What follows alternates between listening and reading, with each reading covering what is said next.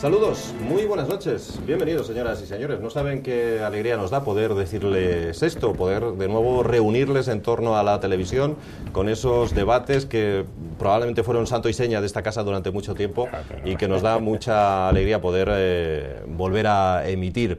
Con un formato diferente, ya lo van a ver enseguida, con un plató más pequeño, y eso obliga también a reducir en cierta medida el número de invitados, pero ese es el nuevo formato, 2 invitados y, como siempre en cualquier caso, la mecánica es la misma, debatir sobre la actualidad asturiana, nacional, con quienes tienen autoridad para hacerlo, con voces autorizadas, expertas.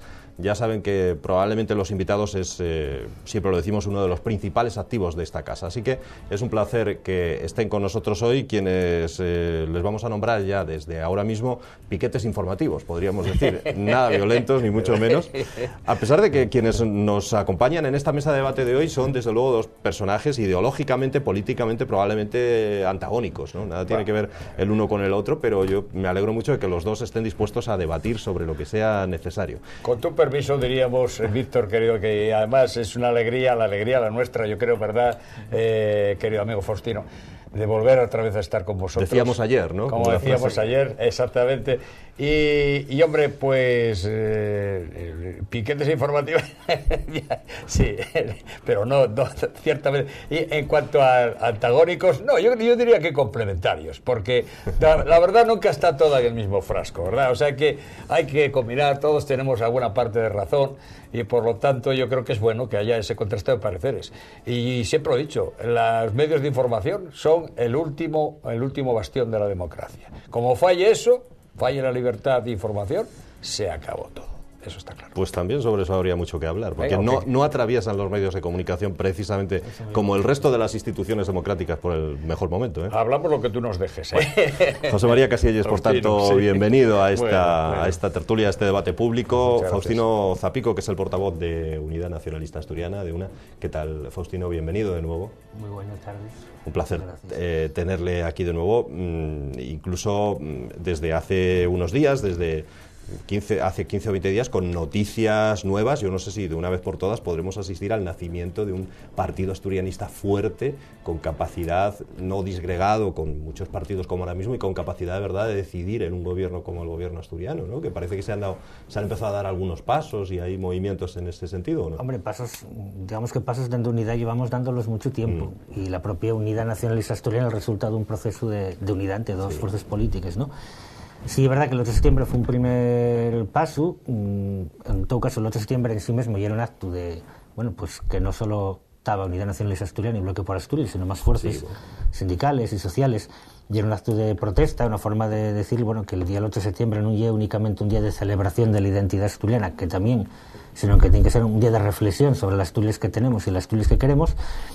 Pero sí es verdad que de alguna forma, bueno, dio la impresión de que el hecho del Bloque por Asturias, al ser una organización que acaba de salir del gobierno asturiano, estuviera presente en ese acto reivindicativo, pues hay quien quiere ver ahí pues como el primer paso, como dirían en Casablanca, ¿no? El primer paso de una larga amistad.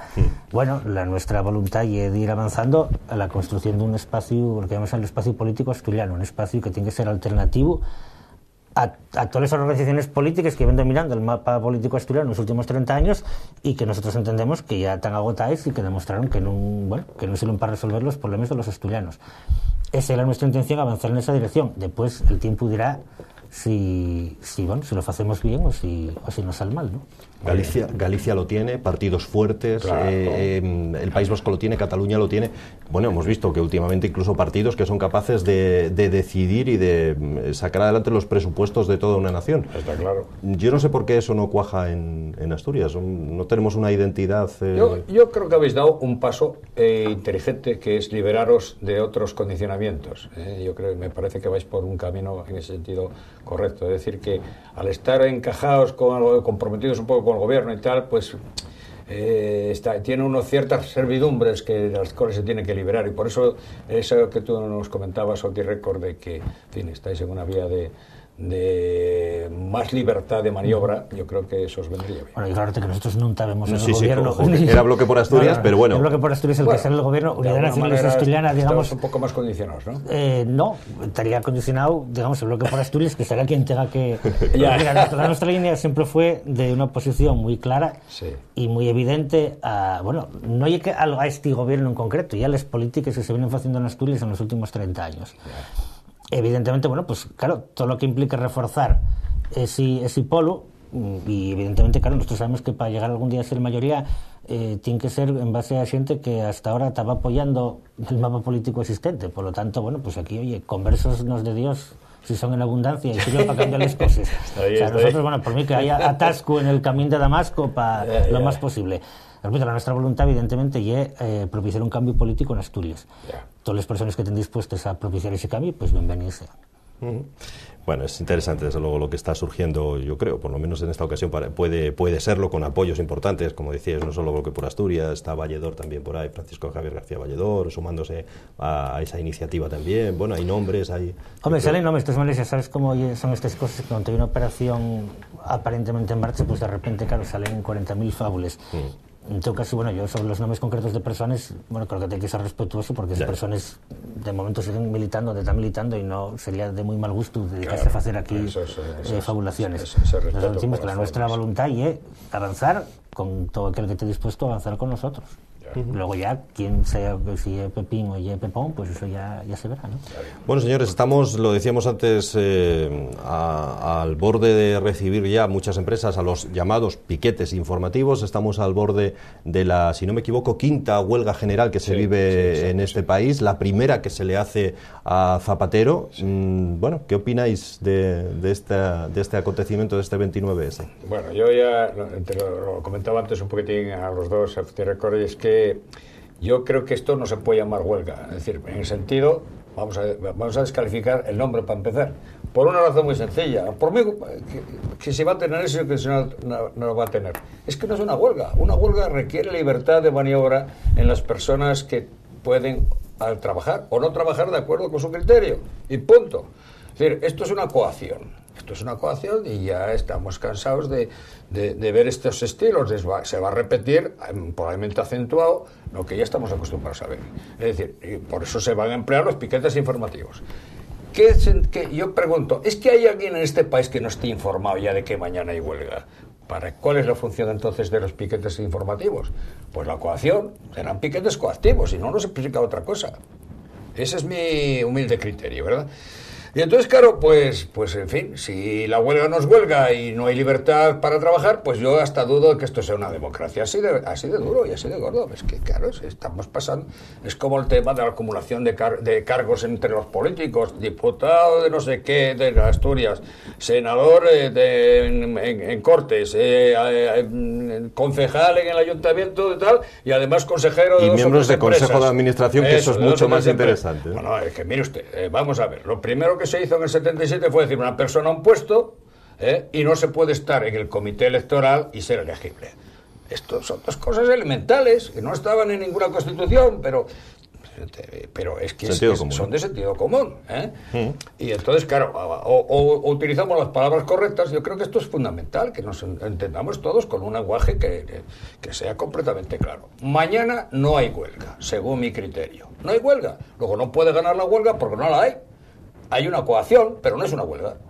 Así de claro. Bueno, la opinión de Casillas. Estoy convencido que Faustino no opina lo mismo. Bueno, estoy de acuerdo en algunas cosas, pero creo por razones absolutamente distintas. Bueno, hombre, sí, yo lo el tema de que una huelga general como esta llega tarde, tenía que haberse convocado primero, eso también. Pero no se puede hacer las huelgas después de que venga el bofetón, hay que hacerles primero, pero en todo caso yo sí creo que hay una huelga que ya era necesaria, que aunque llega tarde, llega, que también es verdad que las condiciones de Comisión UGT para convocarla eran, bueno, digamos, porque se dejaron torear por el gobierno con la negociación de la reforma laboral hasta muy entrada la primavera y evidentemente a primeros del verano ya era imposible convocar una huelga general, eso es una cosa ridícula y claro, el hecho de posponerla para finales de septiembre debería servir o bien para refrescar los ánimos o más bien, digamos, para calentarlos. Yo, sinceramente, no sé hasta qué punto fue en ese sentido. Sí, es verdad que los sindicatos fueron perdiendo base social en estos años, digamos que tienen, bueno, una pérdida de legitimidad que sí tenían bastante mayor en, bueno, los años, por ejemplo, de las folgas generales contra Felipe González, o la folga general asturiana del 92. No hay que ver solo las folgas generales que hubo a nivel estatal, sino que hubo dos muy importantes, una en Asturias en el 87 y otra en el 92, por motivos específicamente asturianos y que realmente fueron, yo creo que muy, muy trascendentes. Ahora bien, respecto a lo que comenta aquí el compañero sobre las coacciones, estoy de acuerdo en que hay coacción, pero la cuestión es la coacción de quién bien, porque aquí todo el mundo se acuerda de los piquetes, de los famosos piquetes sindicales, pero nunca se acuerdan ahí de los piquetes patronales, de toda esa gente que va a trabajar porque tiene miedo a que no renueven el contrato, no, de toda esa gente que va a trabajar porque sabe que no hay queda otra, y de toda esa gente que va a trabajar y que está deseando que venga el piquete informativo para tener una excusa para salir y después puede decir el patrón, oye, que a mí obligaronme, yo que iba a hacer. Entonces, por lo tanto, bueno, son los piquetes informativos. Y vale, yo llevo participando en piquetes desde el año 87, desde que tenía 16 años. Tengo 39, yo me comí unos cuantos. En muchos nunca vi la menor coacción y la menor violencia, y siempre que vi violencia, tengo que decir que siempre fue por parte de unos señores de uniforme que repartían palos. Entonces, bueno, a mí esto de las coacciones sindicales que tanto se cuenta, yo realmente, bueno, yo nunca les vi. Y yo estuve en piquetes, y esta noche voy a estar en otro. Vamos a ver. Yo voy a estar en un piquete esta noche. Y no voy a pagarme con nadie, ni voy a coaccionar a nadie. Respecto a la información, sí, que hay una huelga general mañana, todo el mundo lo sabe. Las razones de huelga sí que no están muy claras para muchos. Hay quien piensa que la huelga no, que es solo... ¿Contra quién es esto? ¿Contra quién vamos a ver, estoy por en contra... Sí, es verdad que de alguna forma la convocatoria, bueno, la de comisiones UGT, yo creo que peca de ser excesivamente restrictiva de dirección. Sí, es verdad que hay otras organizaciones sindicales, porque los sindicatos son más que comisiones UGT, que digamos que tiene una propuesta sindical más ambiciosa, y eso hay una diferencia muy clara respecto a lo que hay de lo de hay 20 años. Hay 20 años, cuando se convocaba una huelga general en este país, no era solo para oponerse a una política del gobierno, sino que había de alguna forma una política alternativa. No una política igual excesivamente ambiciosa, pero bueno, había un proyecto político de carácter de izquierda keynesiana, pero sí es verdad que en estos 20 años a la izquierda, que yo no sé muchos referentes, no hay valentía en las organizaciones sindicales para plantear otra cosa que se salga de un margen de maniobra cada vez más estrecho, y eso obliga, claro, a hacer de alguna manera, pues, bueno, unas significaciones que a veces suenan hasta casi un poquito ridículas, ¿no? Jugar a revolucionarios cuando no hay quien a plantear un discurso realmente alternativo. Ahora bien, la información sobre lo que es la huelga, eso sí que no está claro en absoluto. Mucha gente piensa que la huelga hay únicamente porque abaratan el despido, y entonces piensan, no, bueno, yo como me van a despedir, o yo como soy funcionario, porque como yo soy funcionario, como yo en mi caso, no, claro, como yo soy funcionario, pues entonces a mí no me van a despedir, dame igual. No, y así. La función de los piquetes, ya fundamentalmente, de alguna forma, es escenificar, y es verdad, la propia fuerza del movimiento sindical, que una huelga precisamente en la que los medios de comunicación están controlados por quien están controlados, se van a hacer todo lo posible para que se note o para dar la impresión de que no hay movilización y de que el paro no existe, pues los piquetes tienen una función precisamente la contraria. Y sí, es verdad que tiene una función informativa. Y sí, es verdad que en muchas ocasiones, bueno, ¿por qué no una huelga general en la que cuando tú te pones en huelga y pierdes días de trabajo y pierdes tiempo de estar a cosas que más te prestaban y vas a hacer un sacrificio, bueno, pues también ya es normal que si los demás no lo quieren hacer, por lo menos que ellos lo eches en cara. Y eso no es coacción. Vamos a ver, lo mismo que si yo me pongo en huelga y voy a conseguir y gano de alguna forma y sé quién a sacar algo que va a ser beneficioso para todos, no solo para los que fan la huelga, también ya es normal que quien fa la huelga y quiere decir al otro, oye, tú tienes que ponerte en huelga. De todas maneras, aquí yo creo que nadie debe ir a trabajar porque no quiera. No, porque no puede. No porque no pueda. No, porque no puede. ¿Tú estás seguro? Sí, yo estoy seguro. Con los servicios mínimos que puso el gobierno, que son absolutamente abusivos. ¿No habrá gente que no puede ir a trabajar porque no hay autobuses? Honradamente creo que no va a haber medios, que no va a haber tal, y que va a haber... el transporte también tienen derecho a ponerse en huelga. Claro, y que los servicios mínimos tienen que ser, cuando se habla de servicios mínimos en un país, tienen que ser lo mínimo, no es una huelga general, y pues garantizar el orden público, la asistencia sanitaria y servicios tipo bomberos y poco más. Vamos a ver, Faustino, pero hay algunas cosas que precisas. Yo admito, y además estoy de acuerdo contigo, a mí me es igual que la coacción venga del sector laboral que del sector patronal. La coacción es impresentable en una democracia, para mi gusto, no sé qué pensaréis vosotros. Vamos a ver, razones para todo esto las hay, 4,5 millones parados, más 350.000 trabajadores en formación. Trabajadores en formación, pero son trabajadores que no trabajan, luego están en huelga, están en paro también. Mira, ya se rieron en Europa cuando dieron esta explicación de que estos no podían estar computados como gente en paro.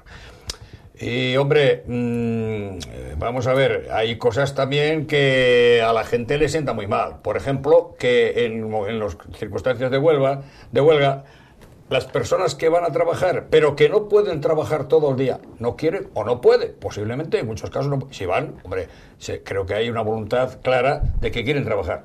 Si no trabajan todo el día, tú sabes que no les pagan al día. ¿A quién pagan? Pues a los liberados. A los liberados sí les van a pagar, mira tú qué cosa. Sí, entonces resulta que este país que ahora no tiene un gobierno de derechas, y me parece que va a tardar mucho en tenerlo, tal como van las cosas, entre otras cosas porque la derecha ya no es derecha.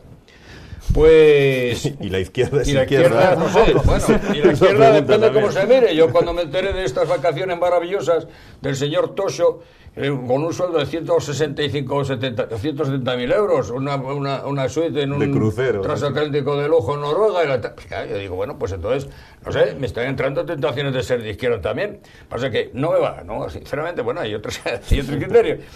Pero, y ya te digo, casi ya ni de derecha. Pero quiero decirte, vamos a ver, hombre, son una situación muy distinta. O sea, una persona quiere trabajar y no puede trabajar el día entero, no cobra el día. Un señor que está liberado y a lo mejor en un piquete, ese sí cobra. Bueno, son unas situaciones un poco debían ser un poco más homogéneas. No todas las personas que fueron parte de piquetes son liberados sindicales. La mayoría, supongo. La mayoría no. La mayoría no. Y luego hay otra cosa y luego los liberados sindicales, bueno, depende de las organizaciones, pero si hay organizaciones sindicales, donde los liberados lo que fan y ceder. Y luego tú sabrás muy bien, puesto que los piquetes son informativos, lo razonable sería que los piquetes estuvieran formados por individuos de la misma empresa. Porque como conocen a los compañeros, los informan mejor y con más confianza. Pero no, nunca se da eso. Los del Pozo María Luisa, pues van a la caja previsión. Los otros de no sé qué, tal. Y luego hay otra cosa que también hay que poner encima de la mesa en el tema de las huelgas. Los servicios mínimos. Es que cuando hay un planteamiento de ese tipo, dicen, los médicos, el 90% en el hospital. Sí, lo que hablaba antes Faustino, los servicios mínimos no son tan mínimos. No, pero es que en otros sitios los mínimos ya les parecen demasiado un 25%. Entonces, ¿qué pasa? Pues que resulta que luego al final de la vida de eso trae unas consecuencias económicas que un médico... Bueno, el otro día estuve con un profesor de la universidad, doctor en Derecho Internacional, que ahora estás ganando 1.350 euros. Ahora, un minero prejubilado un picador prejubilado a los 42, 43 años, 3.000 euros como mínimo. Claro, entonces, bueno, vamos a ver, es que esto no es muy tragable, hermano.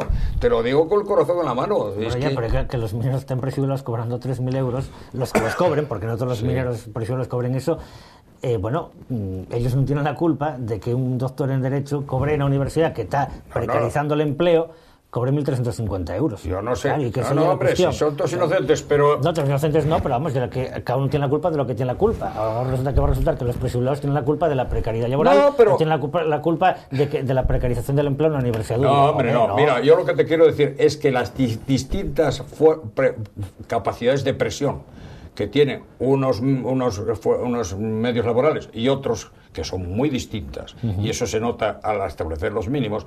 Entre otras cosas, claro, los médicos... Yo he sido profesor 47 años, en activo, 47 años. Yo, la verdad, no fui nunca a una huelga. Estuve en una manifestación en toda mi vida y fue precisamente la de apoyo a esta casa.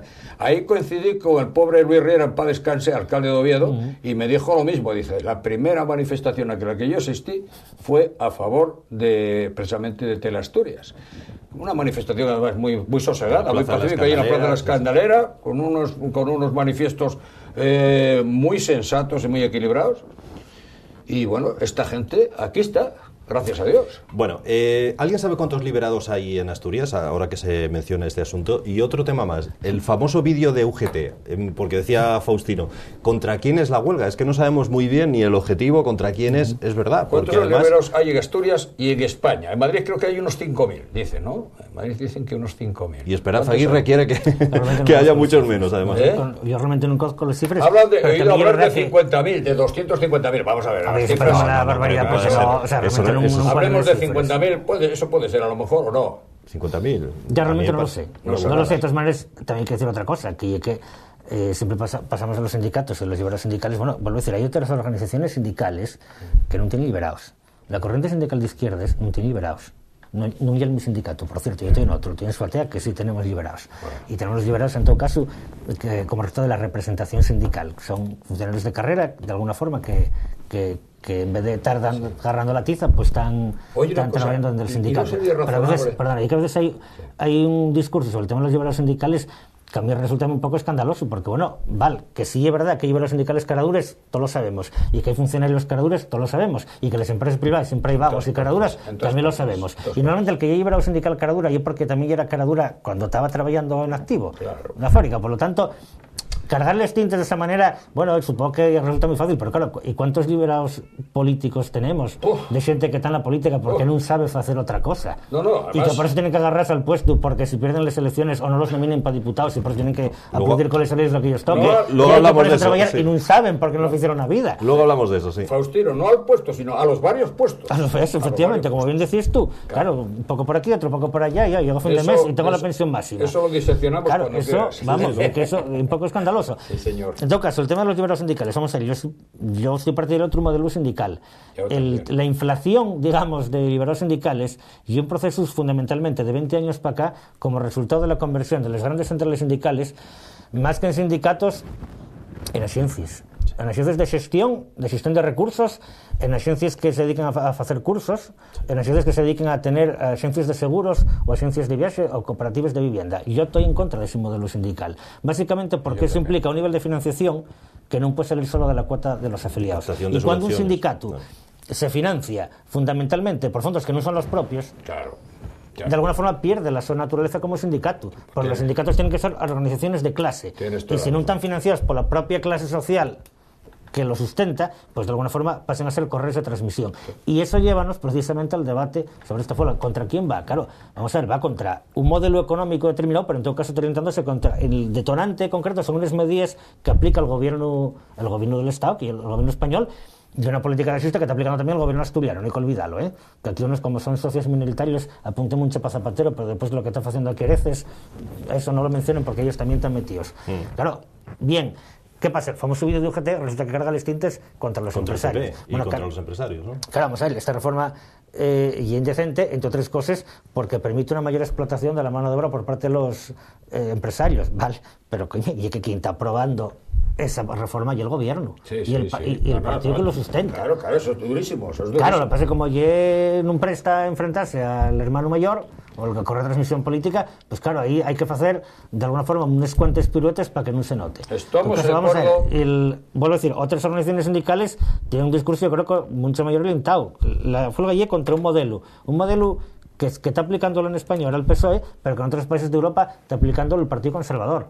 En Gran Bretaña, o que lo está aplicando Sarkozy, que es la derecha francesa, o que lo está aplicando en Grecia también los socialistas, esos que se dicen que son socialistas, y en Portugal también el Partido Socialista. Pero hay un modelo de políticas que fue pagar a los de siempre una crisis que no provocaron, y que para encima permite a los banqueros y a todos los especuladores salir, y que para encima hasta con ayudas, hasta pasando ellos la mano, hasta con ayudas públicas que pagamos nosotros, y liberados, digamos, de esta situación. Y eso es lo que es indecente. Entonces, la forma tiene que ser contra un modelo independientemente de que quien lo lleva ahora sea Zapatero, porque el año que viene o dentro de 2 años, si gana el PP, que yo no sé, como que sí, yo creo que va a ganar el PP muy posiblemente, porque el PSOE está haciéndolo tan mal, que está rozando el camino para que entre el PP, incluso a pesar del PP, va a hacer lo mismo.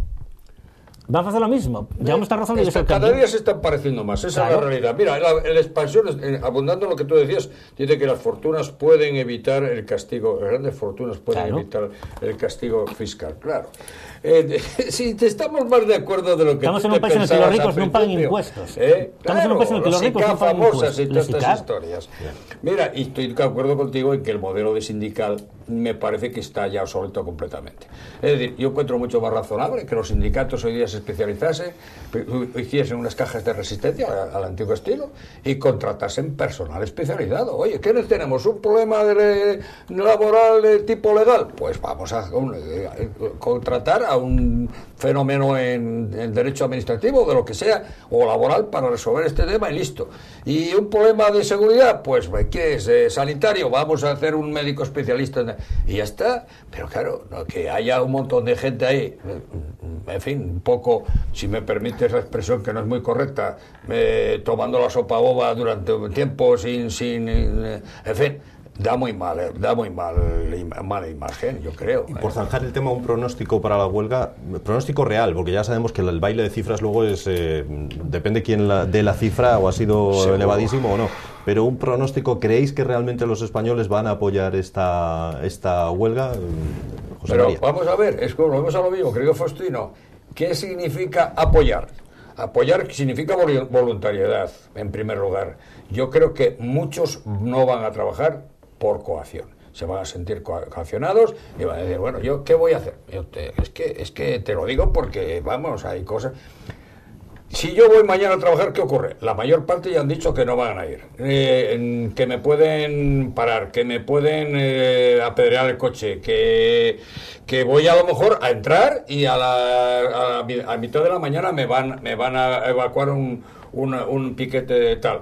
Y luego no me van a... Pues mira, me quedo en casa y se acabó la historia. Ese es el... Yo creo que hay mucha mayor cantidad de gente que va a ir a trabajar coaccionada, precisamente, que los que no van a ir a trabajar coaccionados. En todas las huelgas generales, con la cantidad de millones de personas que se mueven, la cantidad de incidentes en proporción a la cantidad que se mueve es mínima. Estamos hablando como si aquí hubiera barricadas, vamos, en todas las calles y hubiera palos en absolutamente todos los polígonos industriales. No hay así en absoluto.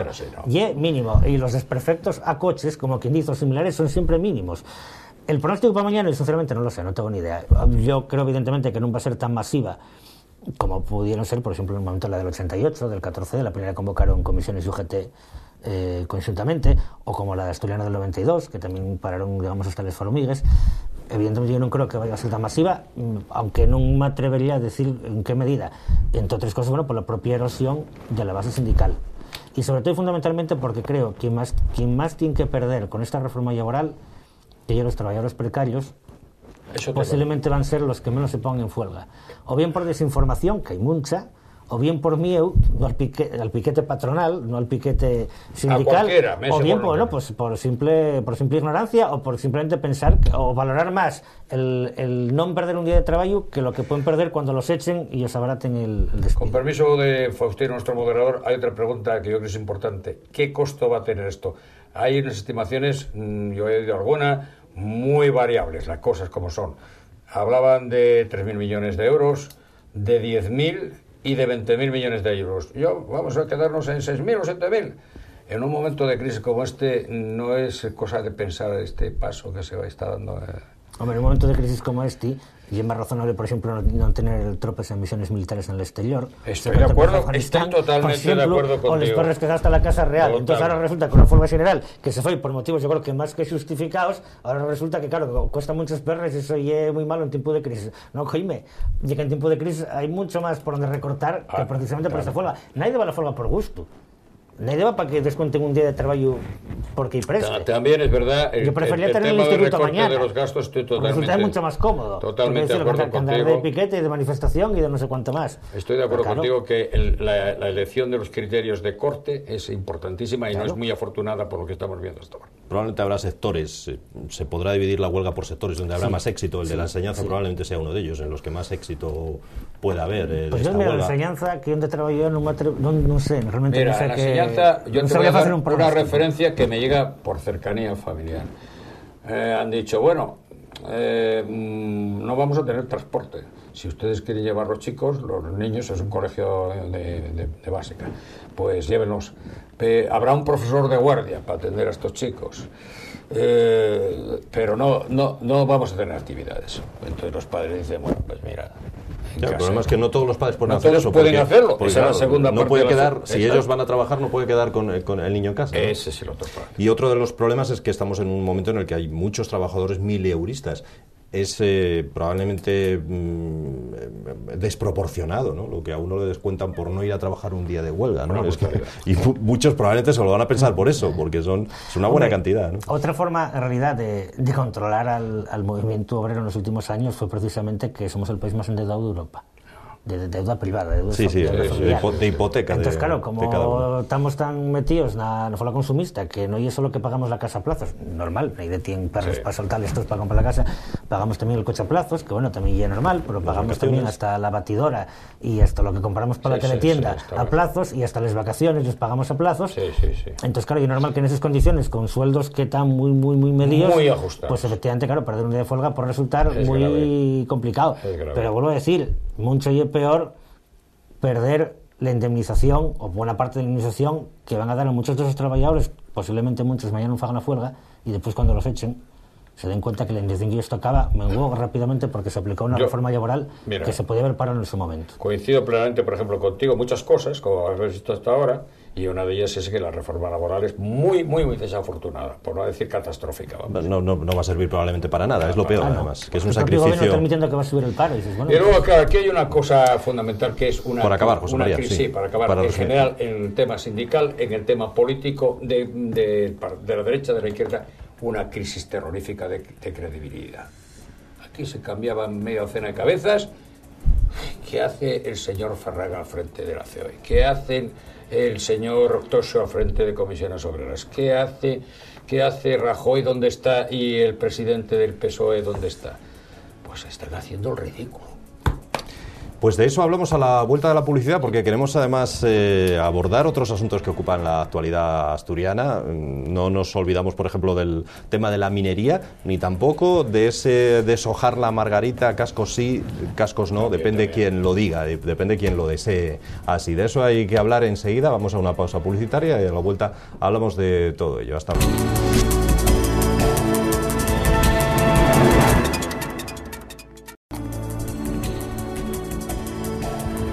Aquí estamos de nuevo, señoras y señores, en este debate público de hoy, el día previo, el día antes de la huelga. Lo cierto es que aunque este ya de por sí es un tema de suficiente peso como para ocupar todo nuestro debate público de hoy, hay otros muchos, y algunos de ellos, para bien o para mal, probablemente tendrán su resolución mañana. Me refiero al tema de las ayudas a la minería. Probablemente la Unión Europea decida mañana mismo, día 29, está al caer esa decisión que puede aprobar el plan de la minería, pero que mucho nos tememos conllevará que no habrá más subvenciones a partir del año 2014, es lo que se comenta.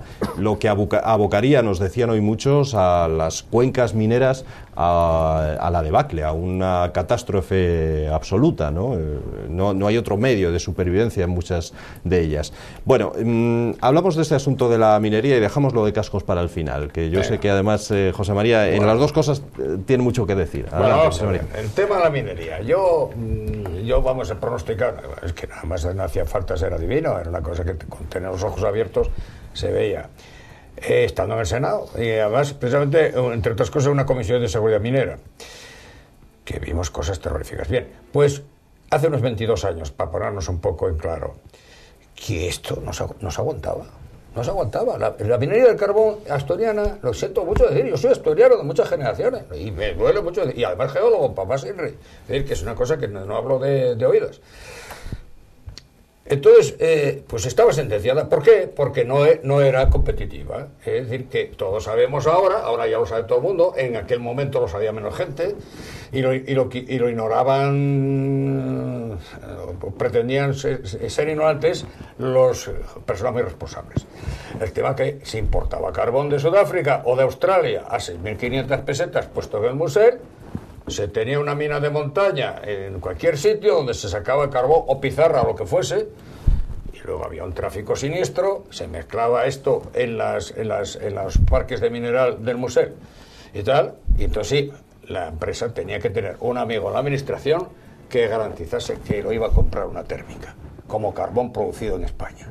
Y entonces, pues estos se hicieron una cantidad de gentes de oro, pues engañando a, bueno, con esa ayuda de las térmicas.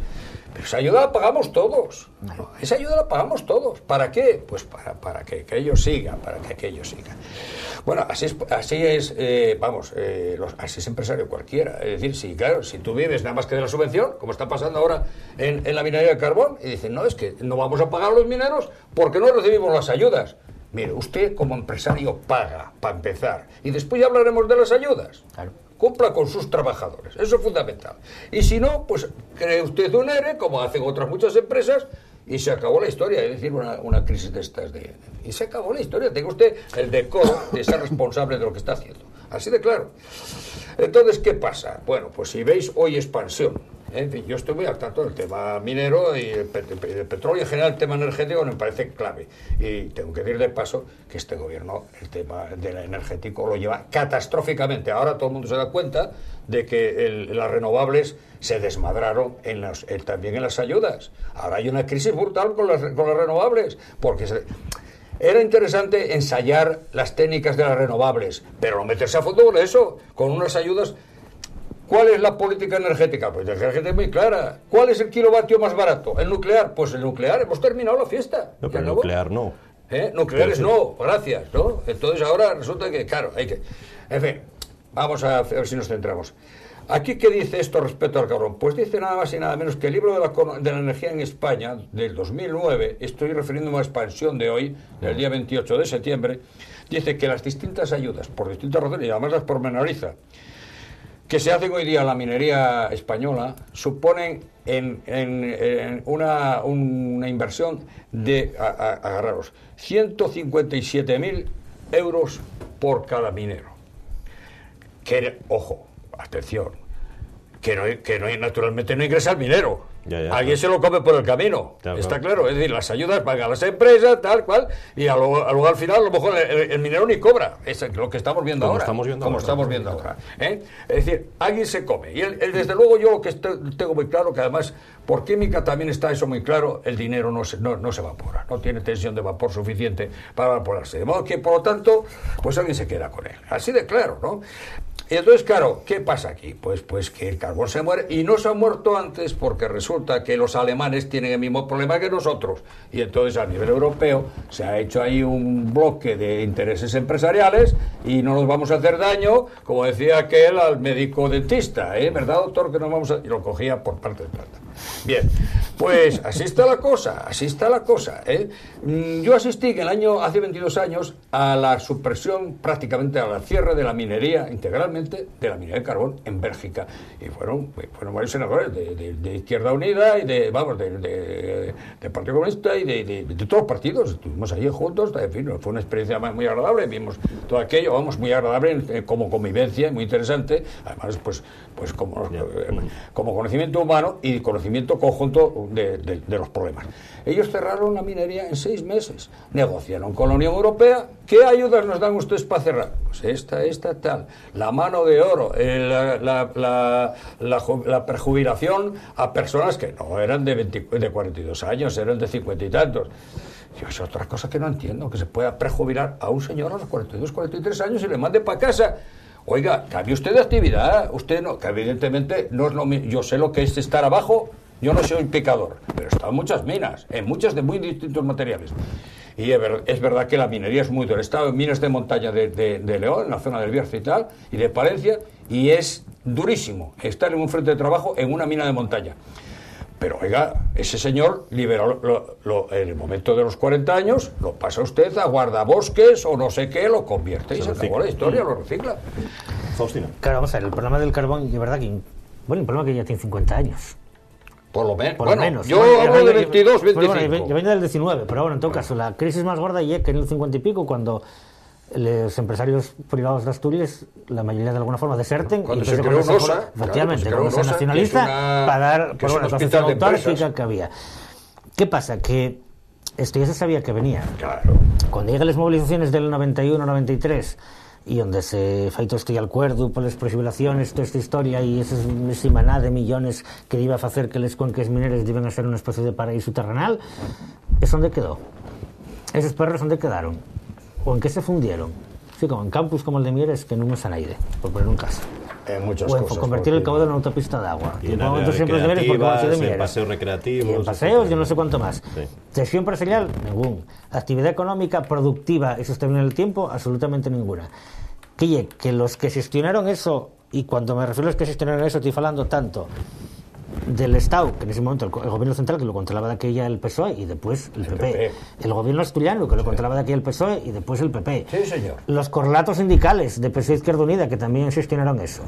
Que no se sabía que iba a pasar esto. Claro que entonces, sabía. antes de que faces ahora cruces, claro, y faces a la dama ofendida. Estoy de acuerdo O sea, contigo. lleva una hipocresía absoluta. Ahora bien, claro, y luego, cambiar de actividad, claro, tú, ¿vale? Cambiar de actividad, pero la actividad, claro, tú el problema, tú cada vez no, usted ya no va a estar prejubilado, ya, pero entonces, ¿y dónde trabajo? Pues no hay nada, bueno, entonces, claro, pues entonces que lo prejubilen, evidentemente, pero y que sí el problema, que aquí no hubo una apuesta, y ahí ya entra mucho, de alguna forma, ese miedo que tuvo la izquierda de este país, tan presa del dogma liberal de que el Estado no debe intervenir en la economía, y era todo confiarlo, aquí va a venir la inversión privada a solucionarnos todo. ¿Y esa inversión privada viene o no? Viene.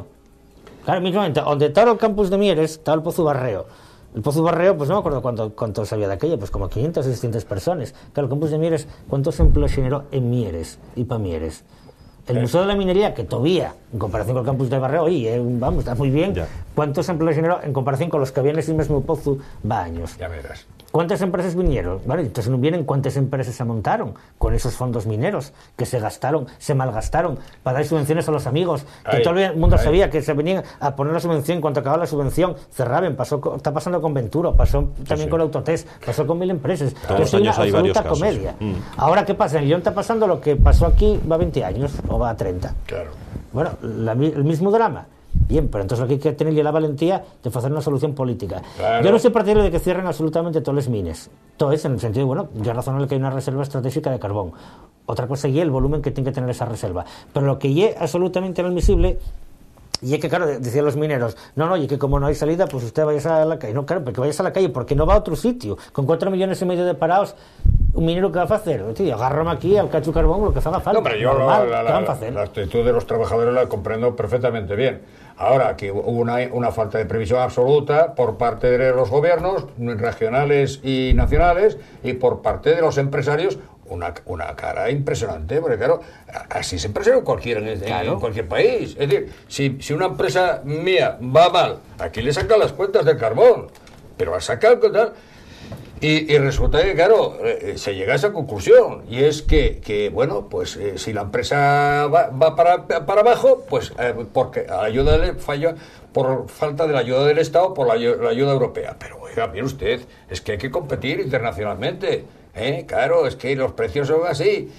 Hay que ser competitivo internacionalmente. Puede ser unas ayudas para salir de ese bache puntualmente y volver a entrar pero claro, aquí había ayudas para abrir minas, para la producción y ahora para el cierre. Ahora van a pedir para el cierre, y si no, al tiempo, Faustino, ya lo verás. Bueno, pues desde luego de este tema seguiremos hablando mucho, me temo, a lo largo de esta semana y en próximas, porque habrá noticias además. Y luego lo que tú comentabas antes también, el petróleo.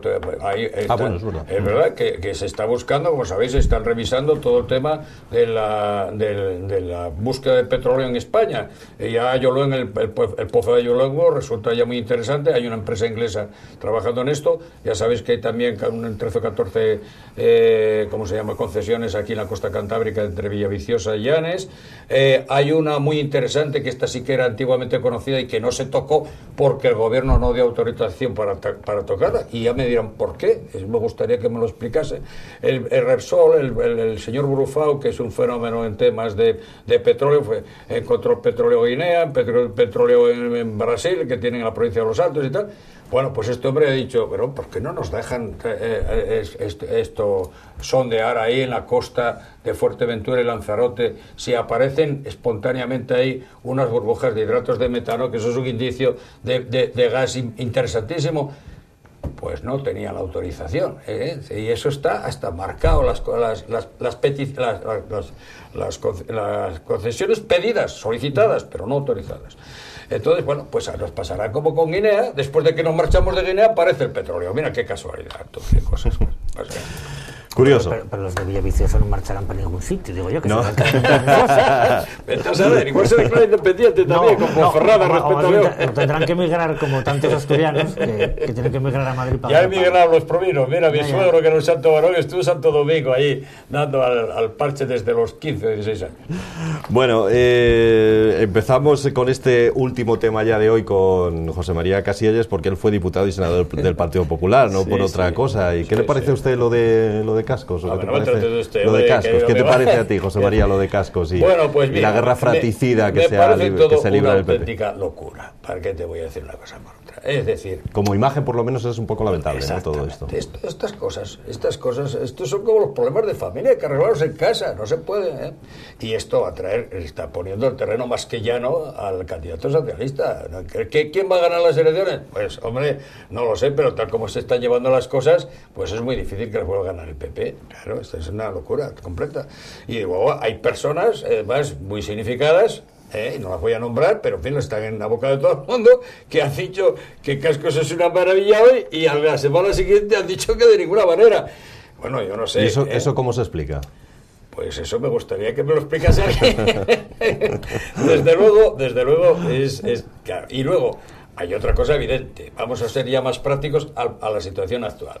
Dijeron con bastante buen criterio, hay que buscar una persona que no sea ni de Oviedo ni de Gijón, o sea, ovetensista ni y tal, y que no esté en ninguno de los bandos establecidos, ni casquista ni no casquista. Pues que lo busquen, porque los hay.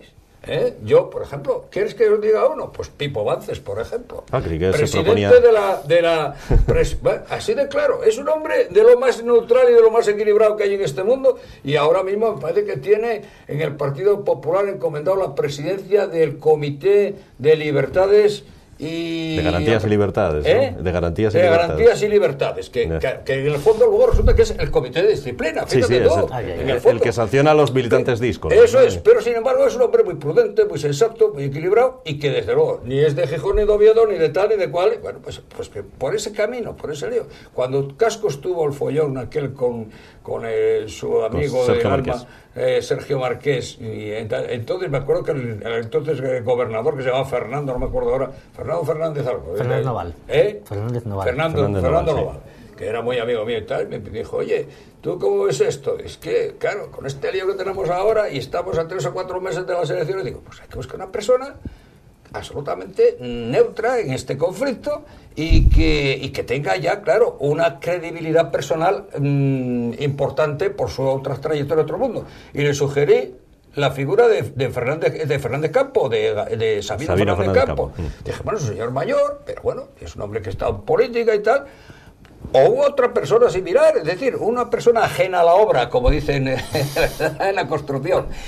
Y no hubo manera. Entonces, claro, pues que yo les invito, yo que además me he salido del Partido Popular, le mandé, y quede claro, y lo digo aquí ante las cámaras, le mandé hace 2 años la baja a Rajoy cuando me enteré de aquellas declaraciones tan pintorescas de que qué coñazo eso del día... En pleno desfile de las Fuerzas Armadas, ¿no?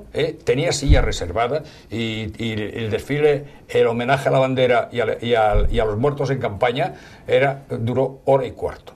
Y el 16% de la fuerza que había ahí, que eran mujeres, estaban desde las 6:30 con toda la impedimenta encima, aguantando marea, de modo que a mí me irritó extraordinariamente. Algún compañero me dijo, hombre, te has pasado un poco, te has calentado. Digo, es que, oye, cuando una persona reniega de su madre, pues oye, en fin, claro, ¿cómo? Bueno, Faustino, desde fuera, ¿cómo se ve lo de Cascos? Sí. Claro, de fuera, yo lo creo que la política asturiana no cambió tanto en un siglo, porque va 100 años, en 100 años, va 100 años exactamente igual, que la restauración, liberales y conservadores, que se repartían en base a caciquinos y caciconos, que se repartían el pastel. Yo creo que lo que serviría el caso del PP en Asturias, pero también el caso, por ejemplo, del PSOE en Madrid, lo que demuestra de alguna forma lo que es la democracia interna en las grandes maquinarias políticas. O sea, lo que no es la democracia, la ausencia, la ausencia de democracia interna. Vamos a ver, También, repito, viéndolo desde fuera, no soy ni militante, ni simpatizante, ni votante del Partido Popular, ni lo fui nunca, pero yo lo que entiendo y lo que no es razonable, por la parte de Cascos, y el esperar anunciarse casi como si fuera, no sé, el mago Gandalf viniendo en plan Salvador en El Señor de los Anillos, que esperar que haya una especie de clamor popular para que venga, y otros señores fuera también de los órganos del partido competentes que digan que no venga. Bueno, pero con una condición política grande además y estable como el Partido Popular. Además que primero digan que venga y luego digan que no venga. O sea, encima están diciendo que si te pongo usted fecha para venir y después en cuanto parezca bien, claro, y que no. Y luego los partidarios de él diciendo, preparáis que cuando venga a casa vamos a cortaros la cabeza a todos. Claro, aparte de que queda bastante poco decorativo, la verdad es que, bueno, supongo que los otros de lo que hizo que recularen. En ese sentido, la impresión creo que es muy penosa. Pero por desgracia, aunque bueno, ahora en el Partido Popular se vea, bueno, ya la forma más evidente, bueno, y en el Partido Popular no ya solo el tema de Cascos, bien ya de atrás, bien con el tema de Morales, bien el tema de pues en Mieres, pues también el Partido Popular de Mieres fuera del Partido Popular porque los echaron por no ponerse donde tenían que ponerse. Pero claro, y el problema es que en el PSOE yo creo que en gran medida pasó lo mismo. Claro, hombre, el follón de Madrid. Ahora el PSOE inventó las primarias, claro, y resulta que la gente en fotos en votar lo que no debía, y entonces dijeron que esto de las primarias ya lo menos posible. Y aquí en Asturias, claro, ni primarias, ni goleles, ni nada por el estilo. ¿Pero por qué? Porque en última instancia, tanto el PSOE como el PP, yo entiendo que son grandes maquinarias políticas que se mueven por muy pocos principios, sino fundamentalmente por grupos de interés. Y yo creo que en esa clave hay que entender la bronca interna del Partido Popular, en base a grupos de interés, y en el PSOE hay otros grupos de interés, lo que pasa es que trasciende menos, va unos años trascendía más, con toda la bronca interna que había entre el SOMA y los supuestos renovadores, prefiero no sé yo que renovaron, pero, y en última instancia ahora vuelven a ser otros amiguinos, que dicen, entonces bueno, yo lo que queda, y lo que creo yo que queda más claro y todavía la necesidad de un cambio político, político que no basta con poner lo que te decía yo que sí, no hay que poner a Manolín y poner a Manolón. Si las políticas siguen siendo las mismas, si sigue habiendo unas estructuras que van en base en pequeños parceles de poder y en base a intereses absolutamente bastardos, al final es imposible que se hagan políticas que beneficien a la mayoría social de los asturianos. Pero entonces, claro, pero vuelvo a decirte, entonces, primero no se cumple la Constitución. ¿Qué dice la Constitución? De los partidos que tienen que tener una estructura democrática. Eso está ahí, letra sobre letra. Está claro. Entonces, si tenemos estas maniobras, pues apaga y vámonos. Entonces, y te voy a decir una cosa con toda sinceridad. Veo mucha gente estética a votar, pero de todos los colores, ¿eh? Mucha estética. ¿Pero qué es esto? Estos tíos que nos presentan. Claro, pero eso da igual. Quiero decir que si aumenta la abstención, que probablemente eso ocurrirá. Sí, va a ocurrir. No, y da igual, claro. Era muy bueno la postura, no sé si te recuerdas de Arias Meres, Luis Arias Argüelles. Argüelles, sí. que perdón, siempre se me trifulcan. Es una persona entrañable y muy buen amigo mío. Y era de la idea de que los votos en blanco apareciesen como escaños en blanco. Era la manera de que en política se diese cuenta de que no se podía andar con tonterías. Ahora, claro, luego como se reparten todos la tarta que queda, pues es igual. ¿Qué más da? Bueno, señores, no sé si nos queda tiempo para más, me temo que no. Nos dicen que tenemos unos minutitos. Vale, pues tratamos el tema de Chávez y de Venezuela. Oye, no sé qué nos ha llamado a la prensa española en general, le ha llamado de lo peor que se puede decir, ¿no? Acerca de la prensa española. ¿Qué vas a esperar de este loco? Yo desde luego, lo digo muy seriamente, pero además estoy convencido de lleno. El día que en los países o en las circunstancias, cualquiera, en que se empiezan a meter con los medios de comunicación, ahí se acabó la democracia. Sí, claro, cuando no hay libertad de expresión, se acabó. ¿Por qué? Porque te decía antes al empezar esto, todos tenemos alguna parte de razón y alguna parte de sin razón. Y entonces, claro, es eso, que se comente, que se sepa y que la gente... Y además, el otro consejo, en fin, a todos los amigos es el mismo. No se puede estar en política como se está en el fútbol. Es decir, un partido como forofo de un equipo de fútbol. Hay que pensar. Dios nos ha dado un cerebro para pensar. O sea, hay que ser consecuentes. Bueno, respecto a Venezuela, lo que diría, empatado con lo que decía casi, sí que en Venezuela la libertad de expresión es bastante mayor que la de todos los vecinos de Venezuela. También es verdad. Empezando por Colombia. También es verdad. Mucho mayor. Bolivia. Que en Venezuela no hay presos políticos. Que en Venezuela hay una constitución bastante más democrática que la de la mayoría de los países latinoamericanos. y que en todo caso lo que no me parece muy serio es la postura de buena parte de la prensa española, que tal como lo presenta, pues que el Partido Socialista Unido de Venezuela perdió las elecciones cuando sacó mayoría absoluta. El problema es que no sacó la mayoría cualificada necesaria para apoyar, para sacar ideas orgánicas, pero sacó mayoría absoluta. Entonces, bueno, pero con menos votos, eso es otra cosa. No, también. con menos votos no, y es verdad, que los datos están ahí. Y ¿Sí? el Parlatino, el Partido Socialista Unificado sacó más votos que la oposición, y en todo caso la oposición no se puede meter en el mismo saco, la oposición de derechos, que es la Mesa por Unidad Democrática, que otras organizaciones políticas que se están presentes en el Parlamento, como Patria para Todos, que también apoyan el proceso revolucionario.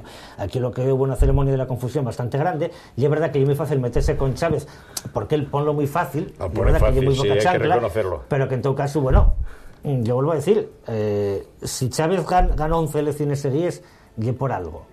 Si a Chávez le tumbó un golpe de Estado militar y volvió porque el pueblo de los barrios de Caracas se movilizó al grito de que vuelven los de siempre, y por algo. Bueno, entonces, el hacer la caricatura, que vuelvo a decir que es muy fácil hacer la caricatura, porque Chávez parece que está empeñado en está ellos, caricatura, pero personaje de caricatura. Y es verdad, por desgracia, pero vamos, que yo sí que creo que hay una especial manía por parte de la prensa española y sobre todo por parte de un determinado, bueno, una por cuestiones ideológicas, que es la prensa de la derecha, y luego por parte del grupo Prisa, que hay una cuestión muy clara, que es simplemente que la editorial Santillana, que tenía prácticamente el monopolio de los manuales escolares en Venezuela, en cuanto lo quitaron, de repente descubrieron que Chávez ya era malísimo. Y claro, eso llega a un extremo de hipocresía, que de repente descubres que sacando 95 escaños de 165 perdió las elecciones, teniendo mayoría absoluta. Y bueno, pues vale, oye, misterios de la política. Bueno, a mí también lo que me choca es que Chávez fue un golpista, no se puede ignorar eso también. Entonces, que una persona que haya actuado como golpista aparezca luego como presidente, es que esto, yo, mira, bueno, chico, pero presidente porque ganó las elecciones, y precisamente los que traen la oposición de Mesa Unidad Democrática, fue entre ellos muchos salieron diputados, muchos que formaron parte de un golpe de Estado que fue en abril del 2003, que acabó con 30 muertos, precisamente todos del bando chavista. Entonces, bueno, aquí digamos que hay para todos. Bueno, hay para todos, claro, porque puedo decir, vamos, que intenten dar patentes de democracia. Quien hizo ese golpe militar en 2003, hombre, no me parece muy serio. Bueno, quizá el debate sería también si ese modelo que persiste en Venezuela o en Cuba, y hace poco Fidel Castro hablaba de ello, es realmente digno de sobrevivir. No, 50 años de democracia. El proceso de Cuba al proceso venezolano. Ya. 50 años de... Bueno, ya resultado de una coyuntura histórica muy distinta, y después, bueno, el propio proceso en sí mismo. De Chávez, vuelvo a decir, nadie pudo, o sea, que se diga el nombre de los presos políticos que hay en Venezuela, porque no los hay. La libertad de prensa es absoluta, tan absoluta que, vamos, ya la libertad de difamación y de golpismo directo, por mucho menos que eso, aquí cerraronse periódicos, y por mucho menos que eso, alguna televisión cerró bastante. También Chávez, no lo cerró, precisamente porque sigue emitiendo por cable, y en todo caso retiró la licencia al canal de televisión que apoyó directamente el golpe de Estado militar, que va, eso queda un poco feo, hay que admitirlo. Hombre. Y que en todo caso, por fin, ni siquiera la cerró, retiró una licencia a la cadena de televisión que tenía más sanciones en toda la historia de Venezuela, incluso mucho antes de que llegara Chávez al poder. De todas maneras, a mí me parece inconcebible que se presente y se pueda aceptar a unas elecciones a un individuo que haya dado un golpe de Estado, aunque no haya sido... Me parece impresentable. Claro. Bueno, tenemos señores, más puntos de contacto, como ves, querido Faustino, de lo que pensamos. Que en Venezuela no. Venga.